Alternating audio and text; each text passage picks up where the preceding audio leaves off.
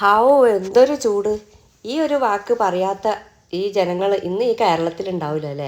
ഇനിയിപ്പോൾ കേരളത്തിൻ്റെ പുറത്ത് എങ്ങനെയാണ് ചൂടെന്ന് അറിയില്ലല്ലോ. ഇപ്പോൾ അതവിടെ നമ്മുടെ കോഴിക്കോട് 38 ഡിഗ്രിയിലും കൂടുതലാണ്. ഏറ്റവും കൂടിയ താപനില 33ഒക്കെ ആയിരുന്നില്ല മുമ്പൊക്കെ. അതന്നെ നമുക്ക് സഹിക്കാൻ പറ്റാത്ത ചൂട് ചൂട് ചൂട് എന്നാണ് പറയൽ. പക്ഷേ ഇത് അടുക്കളയിൽ നിൽക്കാനേ പറ്റുന്നില്ല. രാവിലെ ആണെങ്കിലും വൈകുന്നേരം ആണെങ്കിലും ഒക്കെ കണക്ക് തന്നെയാണ്. ചൂടിന് ഒരു ശമനവും ഇല്ല. പിന്നെ മഴ ആണെങ്കിൽ ഇത്തിരി നേരം വൈകുമെന്ന് പറയുന്നേക്കുണ്ട്. 2 ദിവസം കൊണ്ട് മഴ ഉണ്ട് എന്നും പറയുന്നേക്കുണ്ട്. അതൊന്നും ഇപ്പോൾ മഴ പെയ്താലേ നമുക്ക് അതിനെപ്പറ്റി പറയാൻ പറ്റുള്ളൂ. അപ്പോൾ അത് മുറ്റത്ത് പണിയെടുക്കുന്നവർക്ക് നമ്മൾ കുറച്ച് അവിൽ മിൽക്ക് ഉണ്ടാക്കി കൊടുത്താണ് കേട്ടോ. പണിയെടുക്കുന്ന നമ്മുടെ വർക്ക് ഏരിയൻ്റെ പണിയെടുക്കുന്നുണ്ടല്ലോ, എൻ്റെ ഷീറ്റിൻ്റെ പണിക്കാരാണ്. പക്ഷെ അവരും നല്ല ചൂടാണ്. ഇടയ്ക്കിടയ്ക്ക് ഞങ്ങളോട് തണുത്ത വെള്ളം വാങ്ങുന്നുണ്ട്. പിന്നെ കുറച്ച് തണുത്ത വെള്ളം ഇങ്ങനെ കൊടുത്തതിൻ്റെ ശേഷം പിന്നെ കുറച്ച് അവിൽ മിൽക്ക് ഓൽക്ക് ഉണ്ടാക്കി കൊടുത്ത് പിന്നെ ഞങ്ങൾക്കും ഉണ്ടാക്കി. അപ്പോൾ ഈ തണുപ്പിന് പ്രതിരോധിക്കുക എന്നുള്ള മാർഗം മാത്രമേ ഉള്ളൂ. ഇപ്പോൾ നല്ലോണം ഈ വത്തക്ക ഉണ്ടല്ലോ, അതൊക്കെ നല്ലതാണ് കേട്ടോ. പിന്നെ അതേപോലെ നമ്മൾ നാരങ്ങ വെള്ളം കലക്കി കുടിക്കുമ്പോൾ ഒരുപാട് നാരങ്ങ ഒഴിക്കാനും നിൽക്കണ്ട. കുറച്ചധികം വെള്ളത്തിലേക്ക് നേരിയ പുളിപ്പ് മാത്രം മതി കേട്ടോ. അതും നമുക്ക് അസിഡിറ്റി കൂട്ടും ഈ വേനലിൽ. പിന്നെ അതേപോലെ കക്കിരി അതൊക്കെ കഴിക്കുന്നതല്ല. പിന്നെ ചിക്കൻ ചൂടത്ത് കഴിക്കാൻ പാടില്ലായിരുന്നു, അതൊന്നും കുഴപ്പമില്ല എന്നാട്ടോ ഞാൻ ഡോക്ടറെ ക്ലാസ് കേട്ടതാണ്.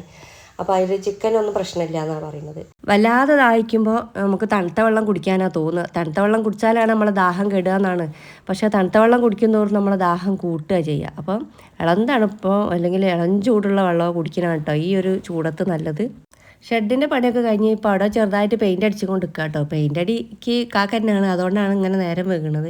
അതിൻ്റെ വീഡിയോ ഞാൻ പെട്ടെന്ന് തന്നെ ഇടാം കേട്ടോ. പിന്നെ അതവിടെ കുറച്ച് ഇരുമ്പ് ഒക്കെ ഉണ്ടായിന് കേട്ടോ. ബാക്കിയുള്ളത് ഞങ്ങൾക്ക് ആദ്യം വർക്ക്ഷോപ്പ് ഉണ്ടായിരുന്നല്ലോ, അപ്പോൾ അതിൻ്റെ ബാലൻസ് സാധനങ്ങൾ വന്നാണ്.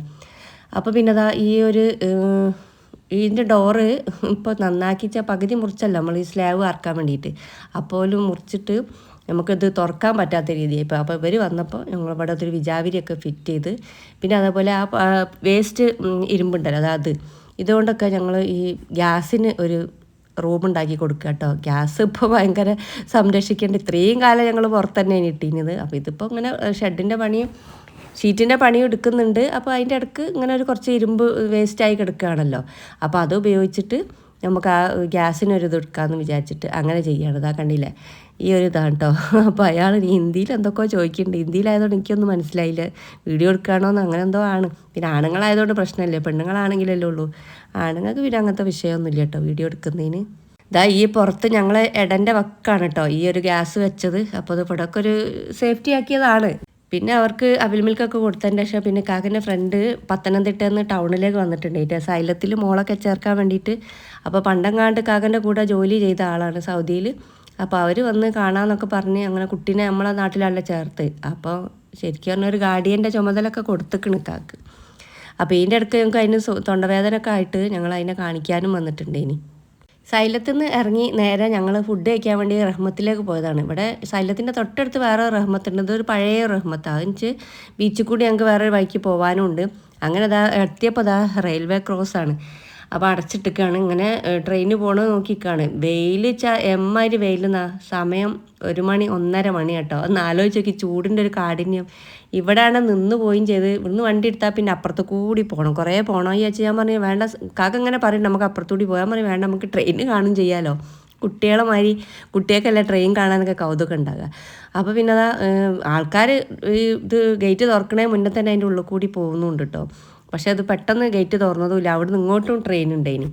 പറയണ്ട, കുറേ സമയം നിന്ന് ഞങ്ങൾ ആകെ ടയേർഡായിക്കുന്നു. എനിക്കാണെങ്കിൽ നമ്മളൊന്നും ഇപ്പോൾ സ്ത്രീകൾ അധികം വെയിലുള്ള പുറത്തേക്ക് പോകാത്തതിനുകൊണ്ട് ഭയങ്കര ബുദ്ധിമുട്ടായി പോയിട്ടോ. അന്നൊക്കെ ഞാൻ ശരിക്കും വെയിലുകൊണ്ട് തളർന്നെന്ന് പറയില്ല, അതാണ്.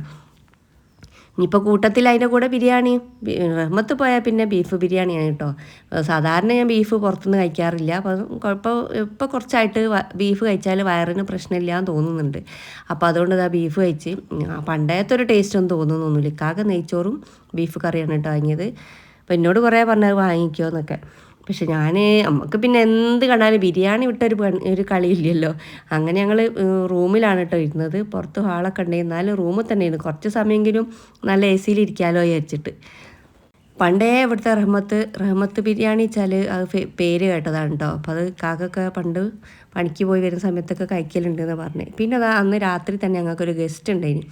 അപ്പോൾ അതാ ഗസ്റ്റ് വെച്ചാൽ നാത്തൂൻ്റെ മോനും മരുമോളുമാണ് കേട്ടോ, കുട്ടികളുമാണ്. അപ്പോൾ അതാ ഞാൻ ചിക്കൻ കറി പെട്ടെന്ന് വെക്കുകയാണ്. അപ്പോൾ ഇത് എന്താ കാണുന്നത് വെച്ചാൽ പഴയ ശരിക്കും യൂട്യൂബിൽ വീഡിയോ ഇട്ടാൽ വേറൊരു ഗുണമുണ്ട് കേട്ടോ. കുട്ടികളൊക്കെ ചെറുപ്പകാലമൊക്കെ നമുക്ക് കാണാൻ പറ്റും. ഇത് ഞങ്ങൾക്കൊരു പരിപാടി ഉണ്ട്, ആ പരിപാടിയുള്ളൂ വീഡിയോയിൽ ഞാൻ യൂട്യൂബിൽ ഇട്ടിട്ടുണ്ടേനി. അപ്പോൾ അത് കാണുകയാണ്. അതിൻ്റെ ഇടയ്ക്ക് ഞാൻ കറി വെക്കുമ്പോൾ മോൻ പറഞ്ഞതാ ഞാനും ഇളക്കി തരാറുണ്ട്. ഈശുമോനും ബേബീനൊക്കെ മോലെ തോന്നിക്കിട്ട് ഓൽക്ക് ഉള്ളതാണ് കറി വെക്കുമ്പോൾ ഒരു ഹെൽപ്പ് ചെയ്യാൻ വരല്. അങ്ങനെ കറി വെക്കാനൊക്കെ കൂടി വരികയാണ് കേട്ടോ. പിന്നെ അതൊരു സ്പെഷ്യൽ മസാലയാണ് കേട്ടോ ചിക്കൻ കറിയിലേക്ക് ഇട്ട. അതിൻ്റെ വീഡിയോ ഒക്കെ ഞാൻ കഴിഞ്ഞൊരു ടിപ്പ് വീഡിയോയിൽ ഇട്ടിട്ടുണ്ട്. അപ്പോൾ എന്തായാലും ഒന്ന് കണ്ടു നോക്കണ്ടി. പിന്നെ അതേപോലെ തന്നെ അടുത്ത് തന്നെ നമ്മളെ ഒരു ബിരിയാണി മസാല ഉണ്ടാക്കുന്നുണ്ട് കേട്ടോ. നല്ല ടേസ്റ്റാണ് കേട്ടോ. ആ ഒരു മസാല ചേർത്ത് ബിരിയാണി ഉണ്ടാക്കിയപ്പോൾ എന്തായാലും ഒന്ന് ട്രൈ ചെയ്ത് നോക്കണ്ടി. ഞാൻ അടുത്ത വീഡിയോയിൽ ഇടാം കേട്ടോ. അപ്പോൾ ഈ ഒരു പൊടി ഉണ്ടല്ലോ, ഈ ഒരു മസാല അപ്പോൾ ചിക്കനിലേക്ക് അതിപ്പോൾ ഞാൻ ആ ടിപ്പ് വീഡിയോയിൽ ഇടണ്ടില്ലേ ഇനി എന്നാണ് ഇപ്പം വിചാരിക്കുന്നത്. അത് സെപ്പറേറ്റ് ഒരു വീഡിയോ ചെയ്താൽ മതി ഇനി. കാരണം അത് എന്തായാലും അത്യാവശ്യം ആളുകളിലേക്ക് എത്തേണ്ട ഒരു മസാലയാണത്. ഞാനത് യൂട്യൂബിൽ കണ്ടിട്ടൊന്ന് ട്രൈ ചെയ്ത് നോക്കിയതാണ് കേട്ടോ. അപ്പോൾ നല്ല ടേസ്റ്റ് ഉണ്ടായപ്പോൾ ഒന്ന് ഞങ്ങൾക്ക് കൊണ്ടൊന്ന് ഷെയർ ചെയ്തതാണ്. പിന്നെ അതാ ചിക്കൻ കറി ആണ്, ആര് വന്നാലും ചിക്കൻ കറിയാണ്. പിന്നെ കുറച്ച് ചിക്കൻ എടുത്ത് പൊരിച്ച് കുറച്ച് നെയ്ച്ചോറും വെച്ച്. അരി ഇവിടെ ഓൾറെഡി ഉണ്ടല്ലോ, അപ്പോൾ അതുകൊണ്ട് പിന്നെ അത് പ്രശ്നമില്ല. വെറും ചോറും ചപ്പാത്തിയും പത്തിരി പൊറോട്ട ആണെങ്കിൽ ഇപ്പോൾ ഹോട്ടലിലൊന്നും ഇപ്പോൾ കിട്ടാനുമില്ല. അപ്പോൾ അതുകൊണ്ട് വിരുന്നാർ വന്നാൽ പൊതുവേ ഞങ്ങൾ പുറത്തുനിന്ന് വാങ്ങില്ല കേട്ടോ. അത് പുറത്തുനിന്ന് സ്ഥിരം വാങ്ങണവർക്കാണ് ഇപ്പോൾ പണി കിട്ടുക. അധികം ഒക്കെ പിന്നെ ഉണ്ടാക്കലൊക്കെ കുറച്ചിരിക്കുന്നു ഹോട്ടലുകാർക്ക് ഇത് കിട്ടുന്നില്ല എന്ന് പറഞ്ഞ് ഗ്യാസ്.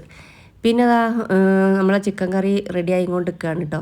പിന്നെ അതിലേക്ക് കുറച്ച് വെള്ളം കൂടിപ്പോയി, വറ്റിക്കാനുള്ള സമയമില്ല. കുറച്ചിങ്ങനെ വെള്ളം കൂടിയാൽ ഞാൻ അടുപ്പത്ത് തന്നെ വെച്ചിട്ട് വറ്റിക്കലാണ്. പിന്നെ അത് അതിലേക്ക് കുറച്ച് മല്ലിയിലയും പുതിനയിലയും കൂടി ചേർത്ത് കൊടുത്തിട്ടുണ്ട്. ഇറക്കിയിട്ടേ ഉള്ളൂ കേട്ടോ. അതുകൊണ്ടാണ് പിന്നെ തിളപ്പിക്കാഞ്ഞത്. പിന്നെ അതാ ചിക്കൻ പൊരിച്ചത്, പിന്നെ ചിക്കൻ്റെ കറി ആർക്കും ഇഷ്ടപ്പെട്ടില്ല, ചിക്കൻ പൊരിച്ചത് എല്ലാവർക്കും ഇഷ്ടപ്പെടുമല്ലോ. അപ്പോൾ അതുകൊണ്ട് എന്ത് പണിയെടുക്കുമ്പോഴും ഓൻ പറയുന്നുണ്ട് ഞാനും വരാമെന്ന്. എൻ്റെ ബേബിൻ്റെ തുണ കേട്ടോ അവന്. പക്ഷേ ബേബി തീരെ ഹൈറ്റ് ഇല്ല, വലിപ്പമൊന്നുമില്ല. പക്ഷേ ബേബിനെ കാട്ടി ഹൈറ്റും വലിപ്പവും ഉണ്ട് കേട്ടോ അവന്. ഓനും ചിരി വരുന്നുണ്ട് ഞാൻ അവനെ വീഡിയോ എടുത്തപ്പോൾ.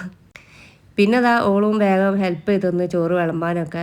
ഞങ്ങളതാ വേഗം ചോറ് കഴിക്കുകയാണ്. 9 മണി ആകുന്നുള്ളൂ കേട്ടോ. പോല് പെട്ടെന്നൊന്ന് പോകാൻ വേണ്ടി വന്നതാണ്. പക്ഷെ രാത്രി ഭക്ഷണത്തിൻ്റെ സമയമൊക്കെ ആയപ്പോൾ പിന്നെ വേഗം വെച്ചതാണ്. അപ്പോൾ ഒരു അടുത്താണ് നമ്മളെ വീടിൻ്റെ അടുത്താണ് ഇപ്പോൾ ഒരു വാടകയ്ക്ക് താമസിക്കുന്നത്. അപ്പോൾ താമസിച്ച വാടന്നെ വേഗം വീട്ടിലേക്ക് വന്നതാണ്. പിന്നെ ഓരോ മോളെ അധികം വീഡിയോയിൽ ഉൾപ്പെടുത്താൻ പറ്റുന്നില്ല. ഇനിയിപ്പോൾ എന്തൊക്കെ ആവുകയെന്നറിയില്ല. യൂട്യൂബിൽ കുട്ടികളിട്ടാൽ വീഡിയോ കട്ടാവും എന്നൊക്കെ പറയുന്ന കേട്ടിട്ടുണ്ട്.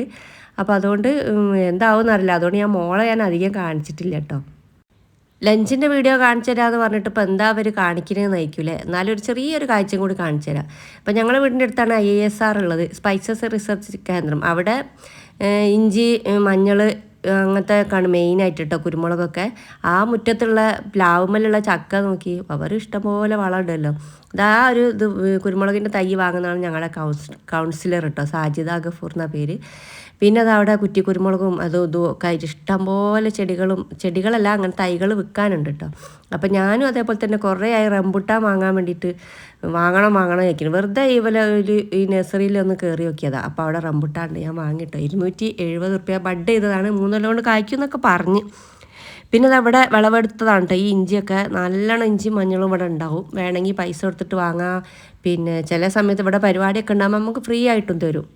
പിന്നെ അത് ഫുള്ളും തൃശ്ശൂരിൽ നിന്നോ അങ്ങോട്ട് വന്ന തൈകളാണ് കേട്ടോ. അപ്പോൾ ഇവിടെ നല്ല എല്ലാ സാധനങ്ങളും ഉണ്ട്. അപ്പോൾ അത്യുത്പാദന ശേഷി ഉള്ളതാണ് കേട്ടോ ഇവിടെ. അപ്പോൾ ഞാനിതാ വണ്ടീൻ്റെ മേലൊക്കെ വെച്ച് വലിയ ആൾക്കാർ പോകണ അതിലേക്ക് എനിക്കെന്തോ ഒരു ധൈര്യമില്ല, അങ്ങനെ മുന്നിലൊന്നും വെച്ച് പോരലില്ല. അത് കുഴിച്ചിട്ടിട്ടില്ല കേട്ടോ. പിന്നെ പിറ്റേത്തെ ദിവസത്തെ ഉച്ചക്കത്താണ് കേട്ടോ. മനുവിൻ്റെ ഫ്രണ്ട്സ് മുന്നത്തെ വീഡിയോ പറഞ്ഞിരിക്കണോ ഓർമ്മയില്ല. അവൻ ഇവിടെ വന്നിനി ഓൻ്റെ ഫ്രണ്ടിൻ്റെ കല്യാണത്തിന് വന്നി. അപ്പം ഓൻ വർക്ക് ചെയ്യുന്നിടത്തുനിന്ന് 2 ഫ്രണ്ട്സ് വന്നിന് കല്യാണത്തിന് കൂടാൻ വേണ്ടിയിട്ട്. അപ്പോൾ ഓലിപ്പോൾ രാത്രിയാണ് പോവുക. അപ്പോൾ ഉച്ചക്കത്തെ ചോറ് വേണമെന്ന് പറഞ്ഞപ്പോൾ മത്തി മുളകിടാനും മത്തി പൊരിക്കാനും കേട്ടോ പറഞ്ഞത്. അപ്പോൾ ഞാൻ കുറച്ച് മത്തി മുളകിട്ട് കുറച്ച് മത്തി പൊരിക്കുകയാണ്. ഇതിലും ഞാൻ നേരത്തെ പറഞ്ഞ ഒരു മസാല ചേർത്തിട്ടുണ്ട് കേട്ടോ. കഴിഞ്ഞ വീഡിയോയിൽ ഒരാൾ പറഞ്ഞിട്ടുണ്ട് ഇനി മീൻകറിൻ്റെ റെസിപ്പി ഇടാൻ. അപ്പോൾ ഇനിയിപ്പോൾ കറി വെക്കുമ്പോൾ ഞാൻ ഇടാം കേട്ടോ. ഇതിപ്പോൾ മത്തിയാണ്. മത്തി മുളകിടൽ ഇപ്പോൾ വലിയ ഇതൊന്നുമില്ലല്ലോ. അപ്പോൾ പിന്നെ ഉപ്പേരി വെക്കാൻ നോക്കിയപ്പം എല്ലാം കുറേശ്ശെ ഉണ്ട്. ക്യാബേജ് ഉണ്ട്, ബീൻസ് ഉണ്ട്, പിന്നെ അതേപോലെ ക്യാരറ്റ് ഉണ്ട്. അപ്പോൾ ഞാൻ എന്താക്കി, ക്യാബേജാണ് കുറച്ച് കൂടുതലുള്ളത്. അത് ഞാൻ എല്ലാം കൂടി എടുത്ത് ഒരു ഉപ്പേരിയാക്കി. അപ്പോൾ അത് എല്ലാം കൂടി ആകുമ്പോൾ പിന്നെ കുറച്ച് കൂടുതലുണ്ടാവുമല്ലോ. ഒരു 3 ആൾക്കാരാണ് ഉണ്ടാവുക എന്ന് പറഞ്ഞിട്ട്. പക്ഷേ ഫുഡ് കഴിക്കാൻ വന്നത് 4-5 ആൾക്കാരുണ്ടായിന് കേട്ടോ. അപ്പോൾ ഉള്ളതുകൊണ്ട് ഓണം പോലെ എന്ന് പറഞ്ഞാൽ ഇനി 3 ആൾക്കുള്ള ഫുഡേ കരുതിയിട്ടുള്ളൂ. പക്ഷേ 3 ആൾ 5-6 ആൾക്ക് കഴിക്കാമല്ലോ. പിന്നെ അതാ പരിപ്പ് വേവിച്ചിട്ട് അതിലേക്ക് ഞാൻ കുറച്ച് ചീര ഇട്ട് കൊടുക്കുകയാണ്. ചീരയും പരിപ്പും നല്ല അടിപൊളി ടേസ്റ്റുള്ള കറി കേട്ടോ, എന്തായാലും ഉണ്ടാക്കി നോക്കണ്ടി. ഒന്നുമില്ല, ചീര ആദ്യം വേവിച്ച് പച്ചമുളക് ഇട്ടിട്ട് പിന്നെ തക്കാളി ഒന്നും ഇട്ടിട്ടില്ല, വെറും പരിപ്പിലേക്ക് ഞാൻ കുറച്ച് ചീര ചെറുതാക്കി അരിഞ്ഞത് ചേർത്ത് കൊടുത്ത് പിന്നെ അതാ കുറച്ച് ഉപ്പും കുറച്ച് മഞ്ഞൾപ്പൊടിയും ഒരു 1/2 ടീസ്പൂൺ മുളക് പൊടിയും. അത് മുളക് പൊടി വേണമെന്നില്ല, പച്ചമുളക് തീരെ എരിവില്ലാത്തതുകൊണ്ടാണ് മുളക് പൊടി ചേർത്ത്. പിന്നെ അതൊന്ന് വേവിച്ചെടുത്ത് പിന്നെ വിസിലൊന്നും വരുത്തിയില്ല കേട്ടോ. പിന്നെ അതാ തേങ്ങ അരച്ച് ജീരകം ഒന്നും ചേർത്തില്ല, ചുവന്നുള്ളി ചേർക്കലുണ്ട് ഞാൻ. പിന്നെ തേങ്ങൻ്റെ അരപ്പ് ചേർത്തിട്ട് ഒന്ന് ചൂടായിട്ട് നിറക്കി വെച്ചിട്ട് കൊടുത്ത്. അതാണ് കേട്ടോ അടിപൊളി അടിപൊളി കറിയാണ്. അവർക്കൊക്കെ നല്ല മീൻ കറീനെക്കാട്ടും ഇഷ്ടമായത് ആ പച്ചക്കറിയാണ്, ചീരക്കറിയാണ്. പിന്നെ അതാ വേഗം പിന്നെ മത്തി പൊരിച്ച്. അപ്പോൾ ഈ മത്തി കൂട്ടാത്ത ഒരാളും കൂടി ഓൻ്റെ സ്നേഹിതന്മാരിൽ ഒരാളുണ്ട് കേട്ടോ. അതിനോട് ഈ പച്ചക്കറിയും പിന്നെ അപ്പോഴത്തേന് ഞാൻ ലാസ്റ്റ് സമയമായപ്പോഴത്തേനൊക്കെ ഒരു ഓംലേറ്റും ഉണ്ടാക്കി. അപ്പോൾ ആ മീൻ കൂട്ടാത്തവരുണ്ടാവുമല്ലോ. പിന്നെ അതാ ചീരക്കറി കടുകിൽ വറവിട്ട് വെളിച്ചെണ്ണ ഒഴിച്ച് കൊടുത്തിട്ട് പിന്നെ മത്തിക്കറി ഞാൻ ചുവന്നുള്ളി കയ്യിലില്ലേ ഇനി, അതുകൊണ്ട് തീർന്നുപോയി നമ്മൾ തേങ്ങയിൽ അരച്ചപ്പോൾ. പിന്നെ അതാ വെല്ലുള്ളി ചെറുതാക്കി അരിഞ്ഞ് വറവിട്ട് കൊടുത്താണ്. ചുവന്നുള്ളി അഥവാ ഇല്ലെങ്കിൽ ഈ വെല്ലുള്ളി തന്നെയാണ് കേട്ടോ, നല്ല ചെറുതാക്കി അരിഞ്ഞിട്ട്. മീൻകറി വറവിട്ടതിന് ശേഷം പിന്നെ കുറച്ചും കൂടി വെളിച്ചെണ്ണ ഒഴിച്ച് കൊടുത്ത് കടുകും കറിവേപ്പിൻ്റെലും ഇട്ടിട്ട് നമ്മൾ ആ ഒരു മിക്സഡ് തോരനുണ്ടല്ലോ അത് ഉണ്ടാക്കിയെടുത്ത് കുറച്ച് ഉപ്പും കൂടി ചേർത്ത് നല്ലോണം ഒന്ന് ഇളക്കി യോജിപ്പിച്ചതിന് ശേഷം മൂടി വെച്ച് കൊടുത്ത്. അപ്പോൾ ഇടയ്ക്കിടയ്ക്കൊന്ന് ഇളക്കി കൊടുക്കണം, അത്രയേ ഉള്ളൂ, വേറെ പണിയൊന്നും ഇല്ലല്ലോ. പിന്നെ കുറച്ച് പൊടിയിപ്പാണ് കേട്ടോ ചേർത്ത് കൊടുക്കുന്നത്. ഇതിൽ ഇങ്ങനത്തെ ഉപ്പേരിയിൽ ഉപ്പ് കൂടാൻ സാധ്യത ഉണ്ട് കേട്ടോ, അപ്പോൾ നല്ല ശ്രദ്ധിച്ചിട്ട് ഉപ്പിട്ടാൽ മതി. പൊടിയിപ്പായതുകൊണ്ട് കുറച്ച് ചേർത്താൽ മതി. പിന്നെ ഇവിടെ എനിക്ക് ഉപ്പ് ഏറിയില്ല കേട്ടോ, അപ്പോൾ ഞാനൊന്ന് പറഞ്ഞതാണ്. പിന്നെ അതൊക്കെ പാത്രത്തിലാക്കി വെച്ചതാണ് കേട്ടോ. പക്ഷേ ഇത് കഴിഞ്ഞ് കുറേ 1/2 മണിക്കൂറോളം കഴിഞ്ഞിട്ടാണ് ഓല് വന്നത്. പിന്നെ വരുമ്പോൾ തന്നെ പറഞ്ഞിട്ടുണ്ടെങ്കിൽ മീൻ കൂട്ടാത്ത ഒരാളുണ്ട് പറഞ്ഞപ്പോൾ വേഗം പിന്നെ ഓംലേറ്റും കൂടി ഉണ്ടാക്കിയിട്ട് ഓൾക്ക് കഴിക്കാൻ കൊടുക്കുക കേട്ടോ ചെയ്തത്. പിന്നെ അതാ ഞാൻ പറഞ്ഞില്ലേ 3 ആൾ പ്രതീക്ഷിച്ചിട്ട് അത്രയും ആളുണ്ടായിരുന്നു ഫുഡ് കഴിക്കുക, പക്ഷേ ചോറ് ബാക്കി കഴിഞ്ഞിട്ടോ. അപ്പോൾ എല്ലാവരും കഴിച്ച്. പറഞ്ഞില്ലല്ലോ, ഇതാ ഇപ്പോൾ ഒരു കൂളിംഗ് ഗ്ലാസ് ഇടുന്ന ഇയാളുണ്ടല്ലോ, അത് ബോച്ചേൻ്റെ സെക്രട്ടറിയാണ് കേട്ടോ. അപ്പോൾ ഞാൻ ബോച്ചേൻ്റെ സെക്രട്ടറിയാണെന്ന് പറഞ്ഞപ്പോഴത്തേനൊക്കെ കൂളിംഗ് ഗ്ലാസ് ഒക്കെ ഇട്ട് നല്ല സ്റ്റൈലാക്കി ഇരുന്നതാണ്. ചെറുതായി പോയി, ആദ്യം വലുതേനു, ഇപ്പൊ ചെറുതായി.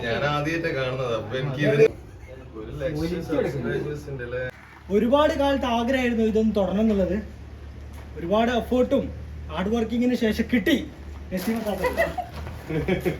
അത് ആ ഫ്രെയിം ഒരുമിച്ച് ലാസ്റ്റ് എങ്ങനെ കട്ട് കൊടുത്തോളാം.